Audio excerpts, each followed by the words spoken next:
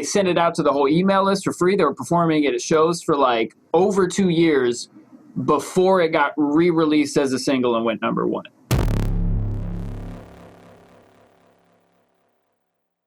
One of my phone alarms that pops up in the morning literally says, "Get your hydration on."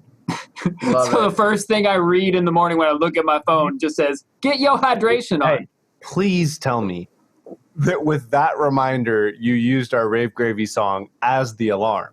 I wish. I really should. Oh my God. It's not on my phone. It's only on my computer. No. Put it on your phone. Cut it to the part where it's the B section that's "Get your hydration on." Hey, get your hydration on. Oh my God. What? And send that Get your hydration on. You're the one that sang it, man. I need you. Yeah, that song was originally, that's the second time I've used that little ditty. There was a whole song like that I wrote in 2009 called "Get Your Recession On," about how fun it is to go get on food stamps and buy really cheap beer and drink it at home instead of going to the bar. Oh, that sounds oddly applicable. Yeah, it was funny. I got worried when I first wrote it that I wouldn't be able to release it fast enough, and then I laughed at myself. Like, no, this country's financially fucked for a long time. The song is relevant. And here we are again, right back around. History repeats itself with a twist. It tends to do that. Just remix it every financial crisis. I really should. Bring back 2019 the remix. not like anybody outside my circle really even heard that fucking song. I didn't know how to promote myself. That's fair.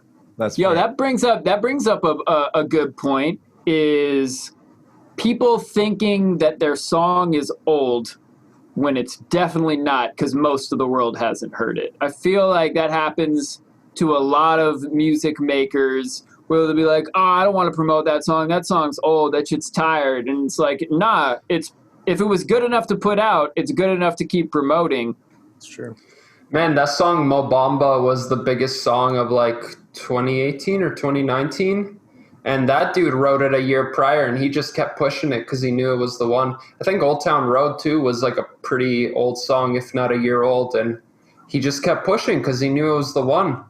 And, you bring up a very good point. It's old to you, but what about 99.99999% of the world, even more, that hasn't heard it? And Lizzo's first couple big hits had been out and released for like 3 years or something, I heard, before anybody heard of them. I even heard whatever that first one was that blew up. His name I'm totally blanking on right now. But I heard that one like on Spotify Discover Weekly like 6 months or something before I heard of Lizzo a second time when that song really blew up. I was like, oh, I should follow this artist. She's pretty good. And then all of a sudden, but then I found out, I was like, oh, I guess I got in a little early on that. Turns out, no, that song had been out for like 2.5 years before I even heard it. And same with Macklemore, that his second number one, Can't Hold Us. Because the city can't hold us. That shit had been out. It had been released. It was like they sent it out to the whole email list for free. They were performing it at shows for like over 2 years before it got re-released as a single and went number one. And they just knew that shit was dope. And they kept writing songs. They kept releasing songs, but they kept pushing that one. And then they're like, oh, it's catching on. Let's make a dope video. The amount of songs TikTok has blown up recently, too, is crazy. Some of those songs are, like, charting or recharting now, and it's like, those kids didn't grow up in that generation. Or some of them might have, but it was maybe like they were in 4th grade. And then 4 years later in 8th grade, they came across and they're like, oh, let me make a little dance to that. Bam, goes viral.